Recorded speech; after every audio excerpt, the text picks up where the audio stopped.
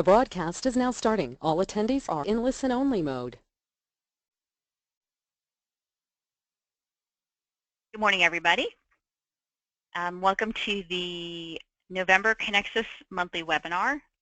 We're going to begin shortly and give the folks a few more minutes to join the webinar. So thanks for your patience this morning.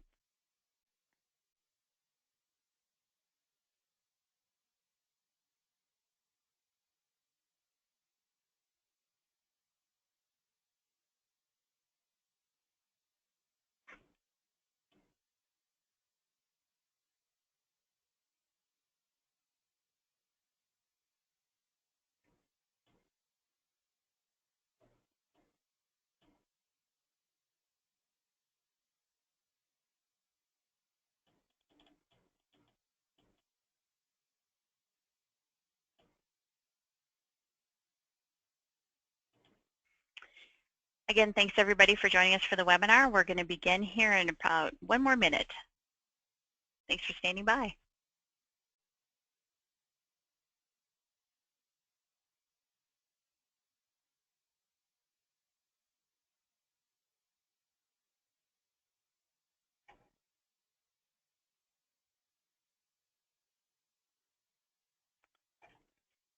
Looks like we still have a few folks joining, so I think we'll hold off and start here in just a few more seconds.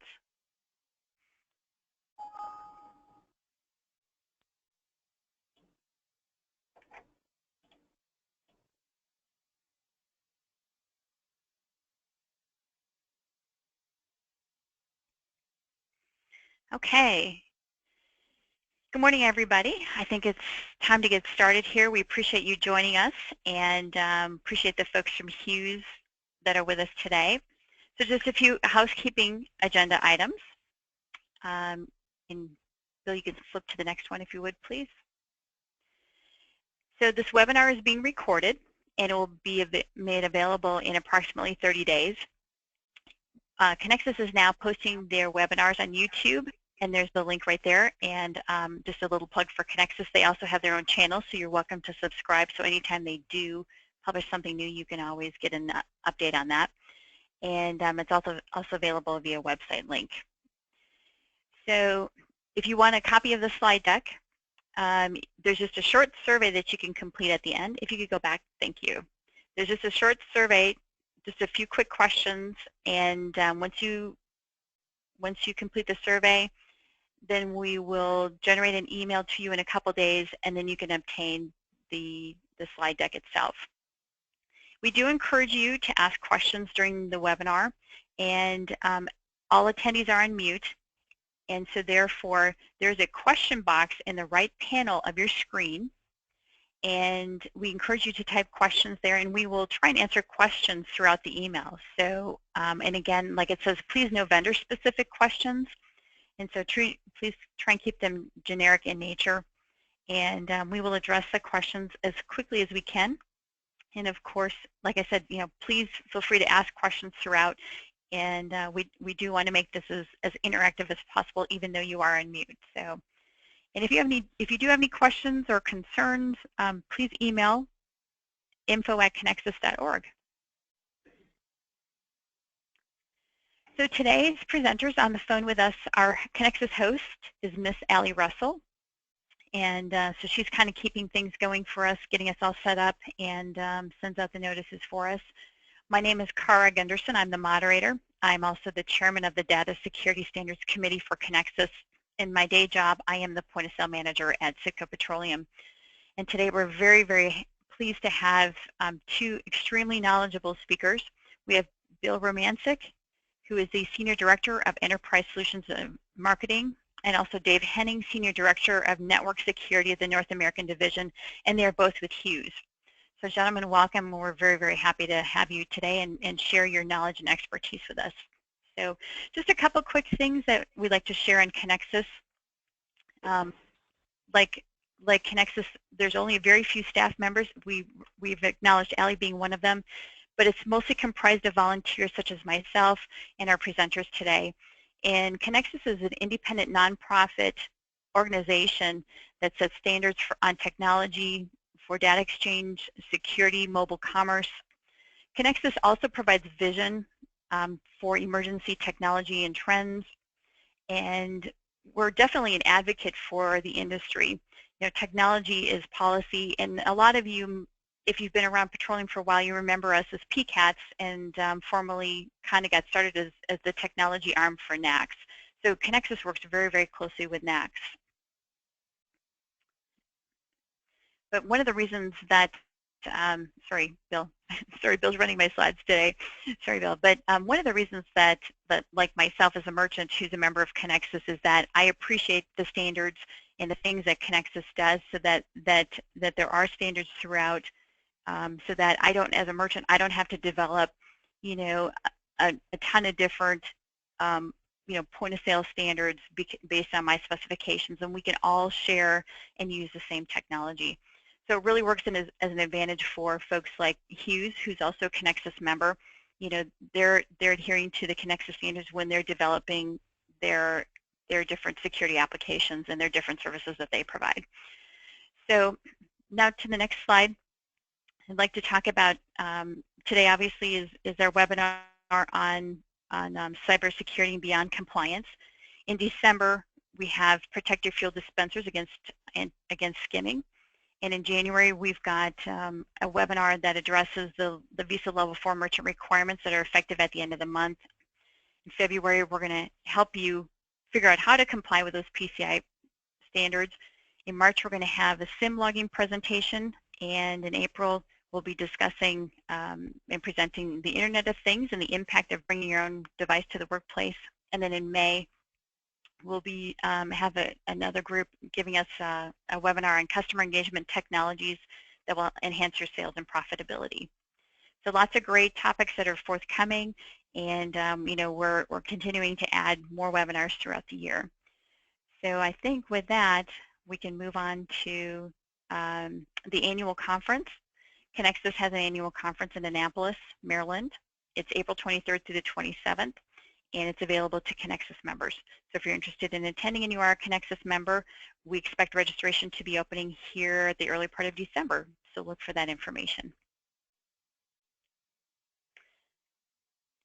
So finally, we're to Mr. Bill Romancic, the guy who's been writing the slides for me. Bill, you've done a great job. Thank you for doing that. I know we're pinch hitting for me today. And so Bill, I'm going to let you talk a little bit about yourself, and also Dave Henning, who's with you, and then let you guys kind of take it from here. I appreciate it very much, and appreciate everyone being here online. Yeah, I'm a romantic. I work for Hughes, and I focus on the WAN, specifically to distributed enterprises. Excuse me, Bill. 20 years. Bill, yeah. we're getting some feedback, and your sound is not very clear. And I know we just talked to you a few minutes ago, so I'm not sure. Try again. Is this any different or better? That's better. Thank you. Okay. We have just focused on distributed enterprises, the WAN connectivity and securing that. Been with Hughes for the better part of 20 years now, and along with me is Dave Henning, who's our senior director. I'm sorry, it's not better.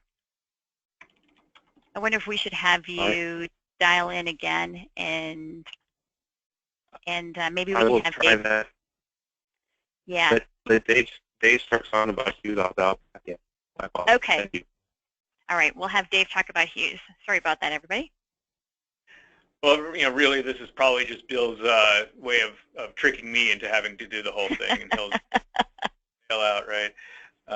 And he won't. He's probably not even on to hear me say that right now. So Hughes Network Systems, you know, real quick, we're based in Germantown, Maryland, where we provide a lot of different network connectivity solutions, both for consumer level and for businesses. And where this really ties in to what we're talking about today is, you know, just to give you a little bit of background, we are a level 1 merchant. We go through a level 1 audit and report on compliance every year because we have, you know, over 1 million consumer subscribers, and you know, we process credit cards as the main form of payment for them. But in addition to that, we are also a level 1 service provider, and So for other companies that need that ability to transport the card data, we do that for them, or we help them with that. And so for that service provider, we also go through an annual assessment and a full ROC. So I get the joy and experience of doing 2 full PCI audits every year as part of what we do here. And I think there are a lot of initials after your name too, which tells us that you're a pretty good PCI expert to be talking to us about this subject. So we appreciate you being on today. So Bill, have you joined us again? I'm back online. Perfect. So I think right, we're ready to move on. So, and we can hear you better. Thank you. No, appreciate everyone's patience on the line. Thank you. So the topic for today and the question that's sort of being raised is, does being compliant essentially mean, are you secure? So if you pass an audit, you get your checkbox, are you secure? And this really relates to the brand, your business, your information, and your customers and employees. And if we, look at, and I think everyone's familiar with these 2 cases, Target and Home Depot, late 2013, early 2014, Target had a breach. And it was through a third-party HVAC company that supported Target that ended up opening up this email, ended up installing some malware, and there was a large number of information and credit card information stole. What was interesting there is they were actually just PCI compliant and gotten their checkbox 2 months before the breach happened. And looking at Home Depot in late 2014, essentially something similar where a third party's vendor's credentials were stolen, malware was installed, and here unfortunately was something that could have been prevented. They were running an old operating system, and as well as had some security patches that weren't up to date that would have caught the malware. So it's something that, the breach happened. It's something that they thought that they were and were certified compliant, but they needed to do more and go beyond. And if we look at recently as just August of this year, as these people are targeting enterprises, they're targeting retail, they're targeting retail patrolling these different companies, they're going after information. Here is a case just in August of 2016 that a breach happened for Micros. And a lot of you hopefully, or at least should be aware of Micros, and if you do have it, aware of this incident. So Micros supports POSs. They've got about 330,000 terminals worldwide, where the breach happened through the Micros support terminal, through the ticketing portal, and some malware got installed, and they're still yet determining the impact of this breach, as the people are actually going after the POS systems themselves to extract that information. And when you look at the types of individuals that are doing this, it's sophisticated. There was a recent Connexus webinar on protecting the retail ATMs where they talked about skimming that was happening, and they talked about up in upstate New York area, these gangs, and they were actually believed to be Russian or European organizations, were skimming information. That Micros hack that happened here just a few months ago has been tied to this Carbonac gang. It's a Russian gang that is targeting U.S.-based businesses, and that graphic shows by the red colors just a high threat level. In other words, it's very targeted, and these are very not just 17-year-olds trying to get into the system. They're sophisticated Da Vinci type developers that are just bent on getting into organizations to extract that credit card information and this healthcare and just different information. And you can see from the picture there on the side, on the left, that they're using a number of different factors in this 2015 TrustWave survey that they had done. At least 10 major different factors that they're using to try to get into the information and get into the systems. If I pause there for a moment, Dave, is there anything there that you'd want to add to? Yeah, I just, as you were pointing out, I wanted to emphasize the vector of attack. You've got the 10 different directions that the attackers could be coming from. You know, if you think of you know, the scene from The Matrix where Neo is fighting all the different Agent Smiths that he's got coming at him, and they're coming at him from all directions. You know, that's a bit what it's like. Yeah, good point. It's one analogy I have. So you've got a strong, you're protecting your home. You have a strong lock on the front door. There's still windows in so many different areas that these criminals are relentless, and it's 24/7 with these programs and bots that they run to get into it. So when you look at those details, you know, does being compliant mean that you're secure? And the answer is a resounding no. You know, it does not mean that your information is secure. It doesn't mean that your customers and employees are, you know, secure. And it doesn't mean that the brand, the integrity of the brand is being protected. The compliance just means that you met a certain set of criteria at a particular time. And what you have to do is think and certainly go beyond just that compliance. And I know it's, you know, it takes time, it takes effort, and people go, well, why?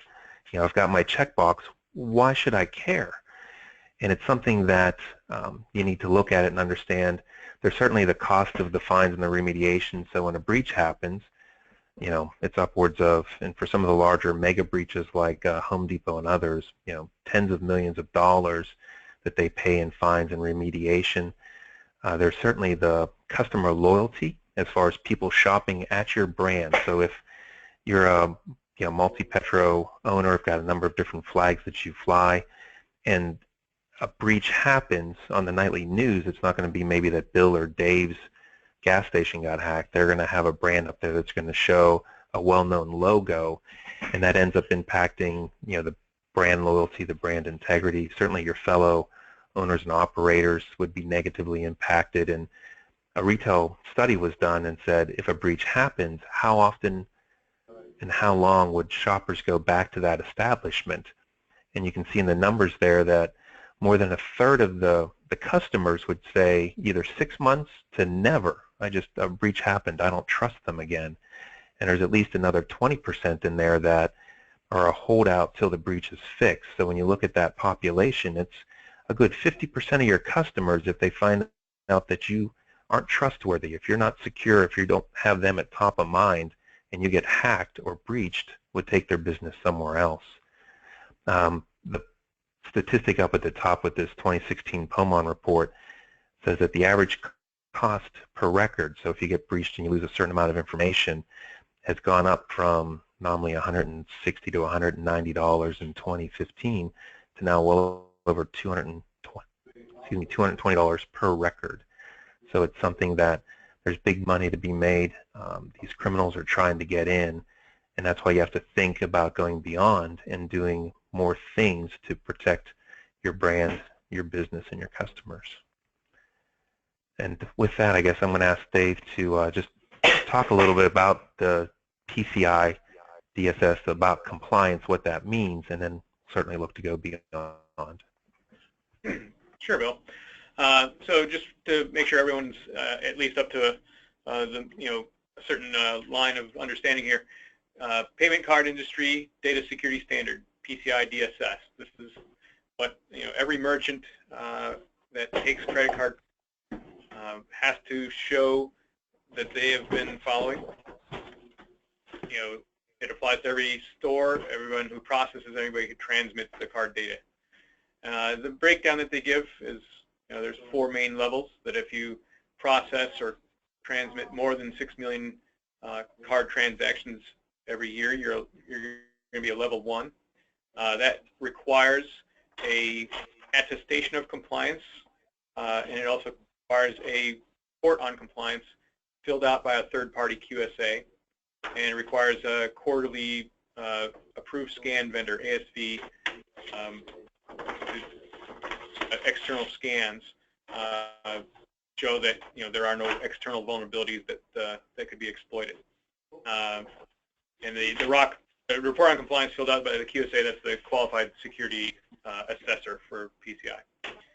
Level 2 is if it's 1 million to 6 million card transactions per year. There's the options used to be that you would have a self-assessment questionnaire that's those options are starting to change as PCI is getting a little bit more strict about things. Still have to have the quarterly scans and still have to submit an attestation. And all of these attestations and reports on compliance, they go directly to your acquiring bank. Then the level 3, that's between 20,000 and 1 million card transactions per year, requires a self-assessment questionnaire, the attestation of compliance and the scans. And then as a level 4 merchant, this is supposed to be the real small shops, less than 20,000 card transactions per year. You fill out a self-assessment questionnaire and get an annual scan if you have any kind of presence for your shop. Certainly, if there's no online presence for your store, then some of that may not. Those are the basic requirements, and then the actual data security standard document that the PCI Council has published has it's hundreds of pages long. It's it's like 130 pages long. Hundreds and hundreds of it's very specific requirements that it has. And as Bill was pointing out earlier, and as we'll talk about throughout the rest of this webinar, just because you meet all of those requirements doesn't necessarily mean it's going to be enough for security. Sometimes you can meet those requirements, once as a point in time, and then something changes, and maybe you don't think it's been a significant change, but it's significant enough that it opened up a new vector of attack, as we talked about previously. And that leads us into where do we need to go with being secure. And PCI right now is still it's a point in time event, but to really become secure, security needs to become a business process. It has to be part and parcel of doing business. So there are other things that that a retailer, a merchant will do as part of their business. Inventory. They have to go get new goods to be able to sell. They have to be able to do their billing. The security pieces have to become that ingrained into just how you're doing your business. And this slide gets into a little bit of the costs and things. And currently, the percentage of IT budget that's spent on data security is not nearly as high as it really needs to be. 15% of the IT budget being spent on security, and then half of that 15%, a little bit more than half, is going toward PCI. So really, that's only 7.5% of your, or 8% of your IT budget being spent to try and do what PCI says to do. And Dave, I wanted to throw out there, and I think even to the stat on the right, and I know we had talked a little bit before about how 4 out of 5 folks fail at an interim PCI assessment, and I want to say you had talked about PCI moving forward for it to be more of a process than an event in some of the framework that they're doing. Yes. So I mean, the new standard was released earlier this year, and then it became the standard. Version 3.2 is the current version, and as of October, that's official. Any new assessments being done are against that standard. And at the PCI meetings earlier this year, when I attended, one of the things that they mentioned is they are working toward a future where it's not going to be just this point in time kind of a thing. They're going to be looking at, are you really doing this as a part and parcel of how you do your business? They'll be looking to see, hey, did you pass? Would you have passed, prior to today? Do you look like you're going to be passing in the future?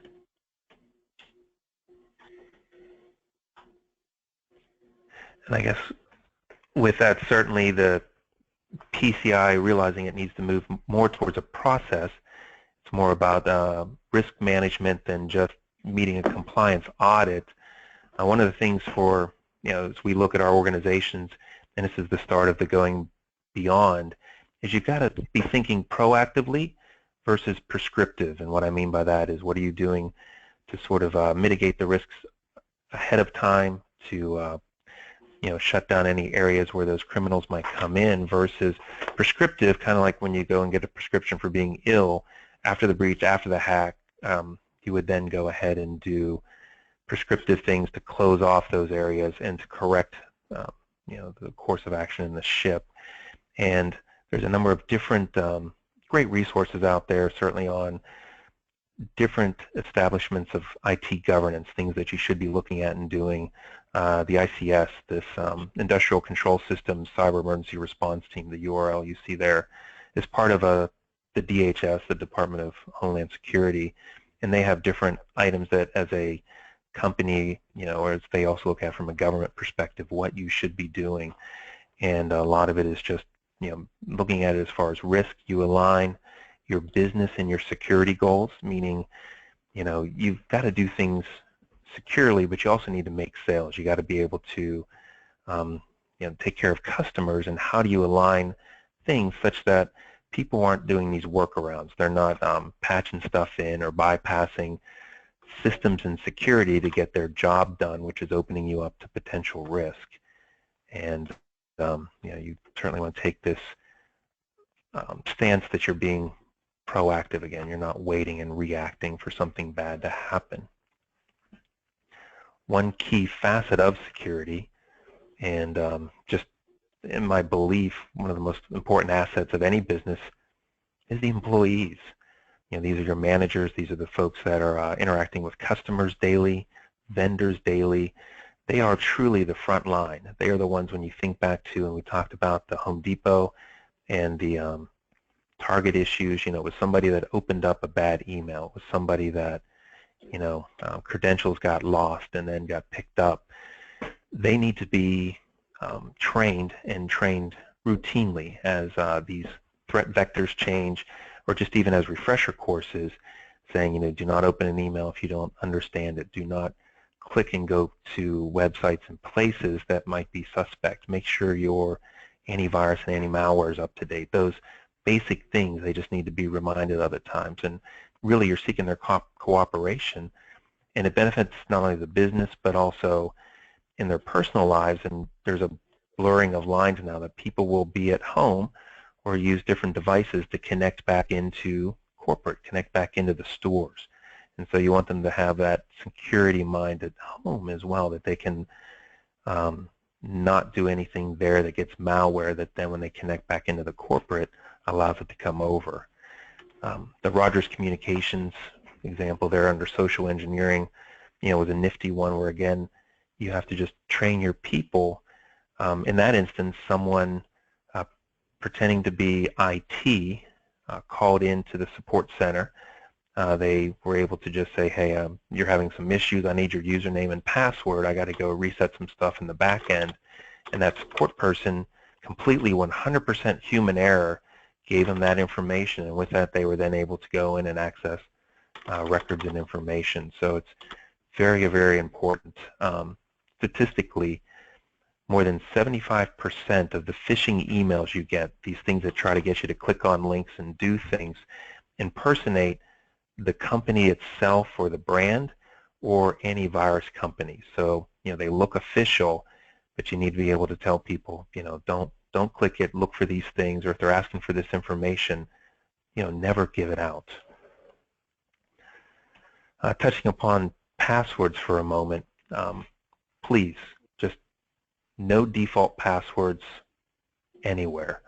This is certainly something that PCI stipulates for certain areas and certain systems, but as we get into some of the other things with the loss prevention and other devices that you may be plugging in their security cameras and what have you, do not use default passwords. There are websites dedicated to just that information, and that's something people would commonly use, that if they can't get directly into your system, they'll try to get in through these other devices that are connected and then hop over or leapfrog over. And this one Telesign survey actually asked a number of individuals, have you changed your password in the last 5 years? 47% responded no. And they said, have you changed your password in the last 10 years? And more than 20% of the people said no. So it had been the same password that if a breach happened like at Yahoo and they pulled out your information, or employees leave and move on, if you're not changing those passwords, they're still out there to be connected into. I know it's a bit of a hassle, but it's something you should do. And secondarily as well, and we'll touch on it in a moment or two, is two-factor authentication. This is a way both in your personal life as well as in your professional to have a second layer of security on these logins. And by a two-factor, meaning you've got a little key fob that has a certain rotating number of digits, or also where you try to log in and it says, hey, I'm going to text your phone because I know your phone number, this certain number of digits or these key combinations to put them in. That helps guard against this case of where people maybe are not updating their passwords. That two-factor, while a bit more of a hassle, just greatly increases the security of that account and that login. Dave, anything there you'd want to add or bring to light as well? No, I don't think I've got anything here. Okay.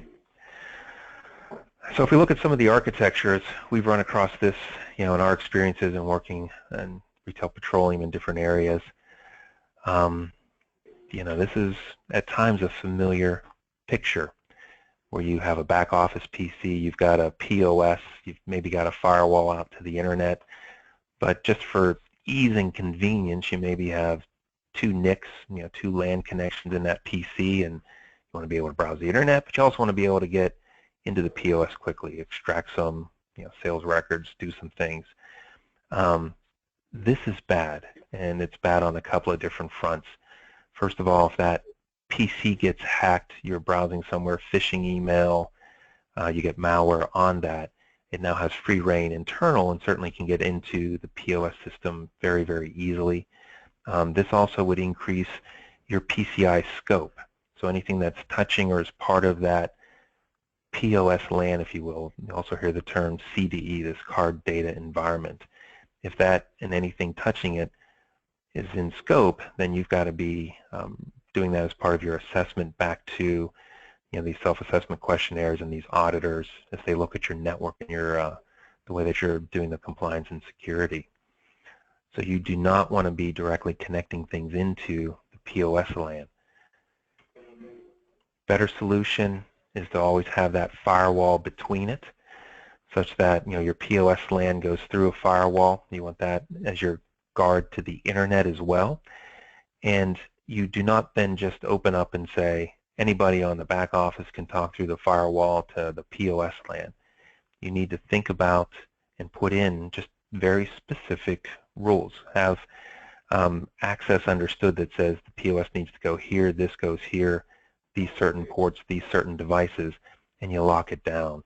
And then you want to be able to, in the firewall, have monitoring and logging available and then review that information. It's just critical. A lot of these different hacks and breaches occur, and then people aren't necessarily watching what's happening, looking at access, and they aren't caught for weeks or months later, and that just obviously increases the gravity of the breach and the amount of information impacted. So proper network segmentation, and we'll touch on that again here in a little bit, is great. Moving along very quickly, the Internet of Things. When you have these firewalls in place, when you have devices behind them, again, it's not a good practice to have them open to the Internet. So these might be very convenient that you have a public IP that you can get into a DVR system or this Internet of Things. But again, those can be hacked, those can be compromised.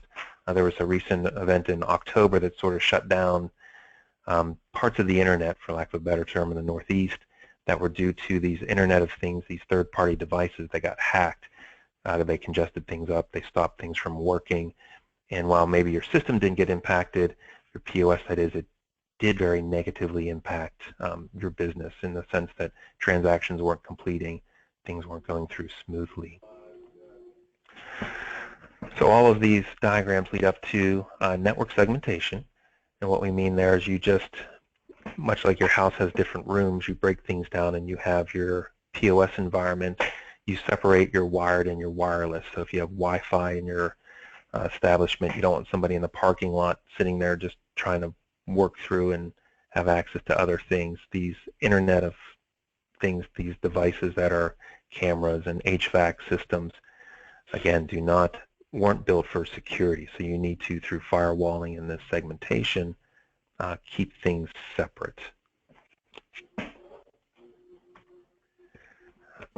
Remote access is a very big topic as far as daily business.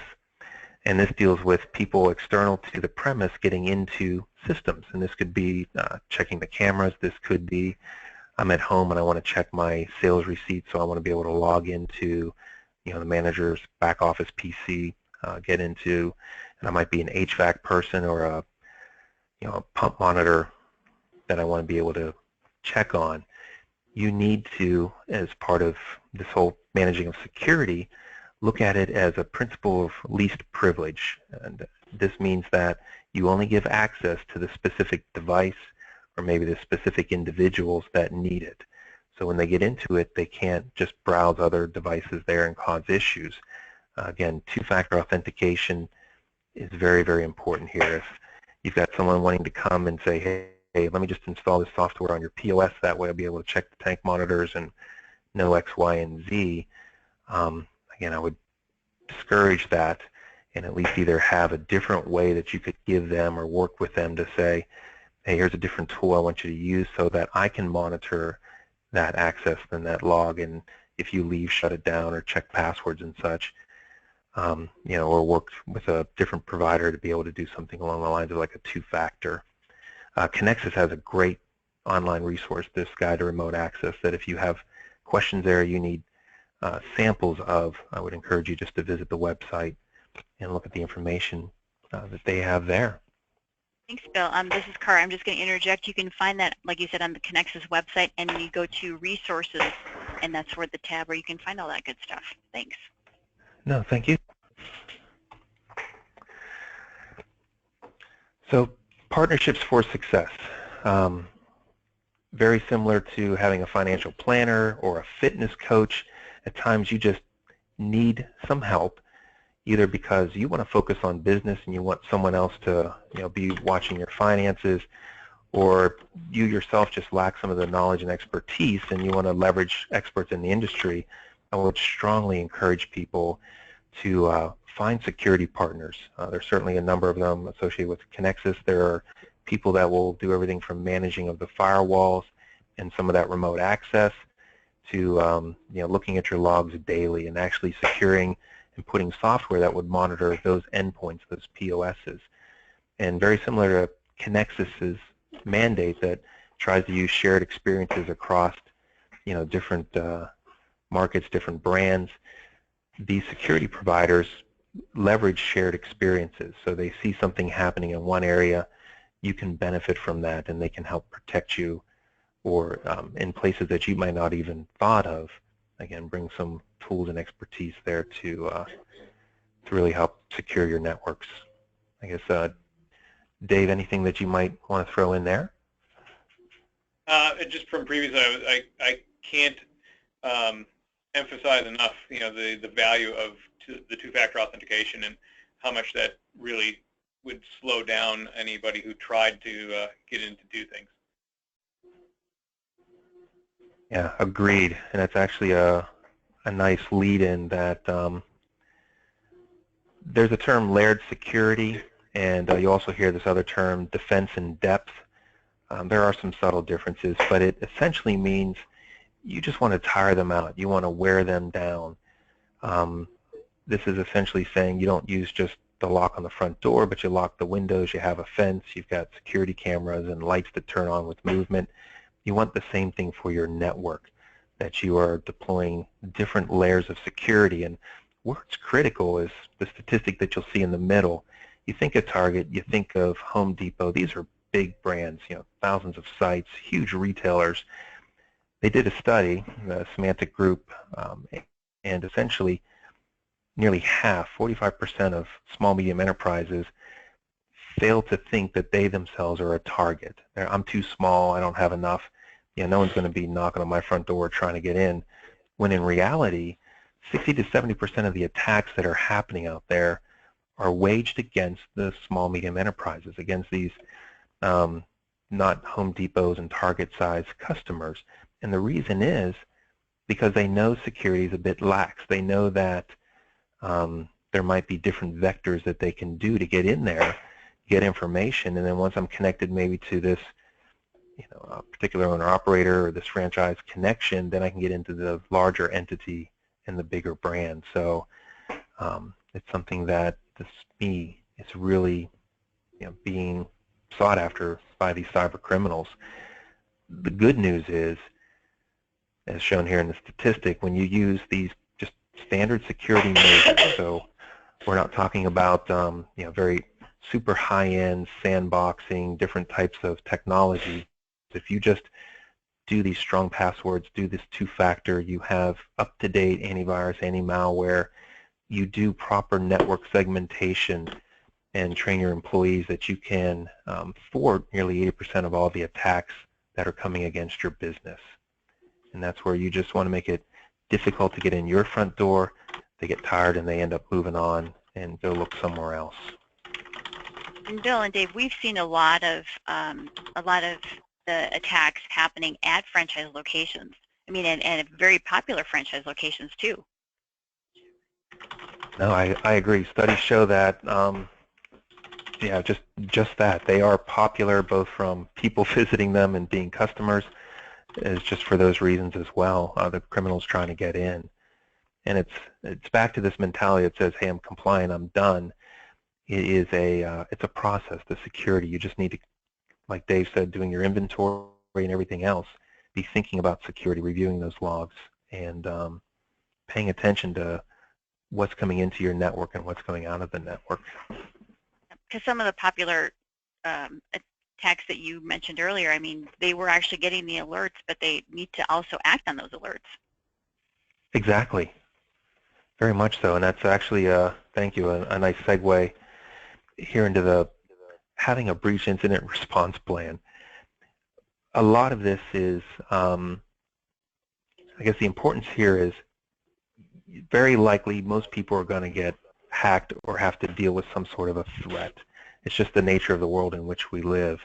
And Connexus has a great, and there was a webinar done recently on just the incident response plan that went into greater detail. But to your point, when these attacks come in, they're hitting the franchise, do you know what you need to do? And it's just having a plan in place, much like if there's a fire, here's how you exit the building, here's where we meet. You've got to have contact numbers. Do your managers know who to contact? Do the employees know who to contact? If something happens, do you have people that you reach out to that are these third parties, your partners, your security constituents, or these HVAC vendors? When something happens, how do you reach them? And then how do you ultimately just go into that prescriptive mode and get it fixed? And this is really something that there isn't one plan that fits all. Different businesses, different sizes, have different plans, but it's important for you to sit down and just write down what it is, who you would contact, and then have that on hand. Pray that you never need it, but if you do, it's there.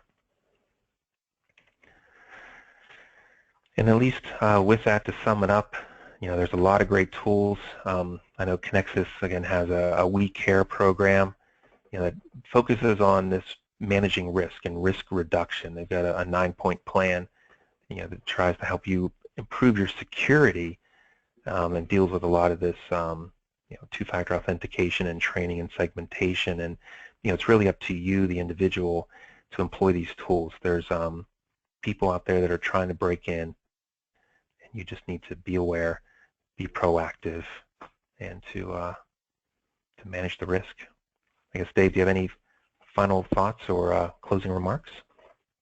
I did put a couple of things into the chat function on the webinar. I gave a link out to this site that shows the different Internet of Things devices that happen to have been found and show if they're vulnerable. And then I just added on for that last part about planning what we talked about yesterday, between the two of us, the 5 Ps. Prior planning prevents poor performance. So having a plan and being able to execute on that plan is a critical piece to the overall security as a business function. Yeah, great thought. And to your Internet of Things, the last report I saw just following the the recent DYN, the DNS issue, was there's more than like 1.2 compromised Internet devices out there on the Internet today that have these bots that can do these malicious attacks. So it's they're prevalent, they're out there, and it's just something you need to be cognizant of. Again, segregating them off, changing passwords, doing what you can to make sure they're clean. So I appreciate you posting that. Thank you. Sure. I guess, Cara, with that, I'll hand it back over to you. Great. Well, gentlemen, thank you very much for sharing your knowledge and sharing all of this great information, and also some really great resources. So now we have time for some questions. And again, please type your questions in the question box, which is in the panel on your screen, your webinar panel. And at this time, we typically we don't have any questions, but we'll give people a chance to type them in. As I mentioned earlier, and as Bill and Dave both mentioned as well, they referenced a lot of the different Connexus information that's out there. And if you go to the Connexus website, which we'll post on the next slide, but if you go to under the resources tab, that's where you can find the information such as this. And then there's obviously a lot more information out there, and we'll be happy to provide you with some additional resources here at the end of the Q&A session. So, well, if you would please move to the last slide, then we can show those different resources. We do have a question, and so the question is, how can exploits on mobile devices be prevented? So for instance, Android exploits, because if the devices are connected and they're on the store network, I mean, how can you prevent those exploitations of those mobile devices? So a lot of the mobile exploits center around the concept of jailbreaking that device. You're putting a firmware load onto the device that circumvents some of the security measures that the standard operating system would have had in place. Not to say that there aren't some built-in vulnerabilities as well that can be taken advantage of, but a lot of it happens to be jailbroken devices. And the main thing is to look for mobile device management solutions that can put other controls and restrictions around the device. You can have restrictions that will double check the device and make sure that it's running proper code or other things prior to allowing it onto the network. And a lot of the solutions, it really does depend on kind of the scale of the size of the merchant involved. It's not something that's as easy to do for a small mom and pop as it is for a really large retailer like a Target or somebody. But yeah, there are solutions out there for mobile devices to restrict them and keep them from being able to access the things they shouldn't be getting to. Great. We do have a comment from the audience, and I'll just read it for you because I certainly echo the same thing. It says, great job, Dave and Bill. Really like today's presentation. Nicely done with good content and voice over explanation. So again, we do appreciate you sharing your expertise with us today, and so does the audience. So thanks. Oh, we're happy to do it. Oh, our pleasure. Thank you so much. So it doesn't appear that there are any further questions, and so we're going to conclude today's webinar. And so again, the resources there are posted on the screen. Please join us on December 15th at 12 o'clock Eastern to hear about protecting your fuel dispensers against skimming. So thanks everybody for joining us today, and we hope you have a great day. Take care. Bye-bye.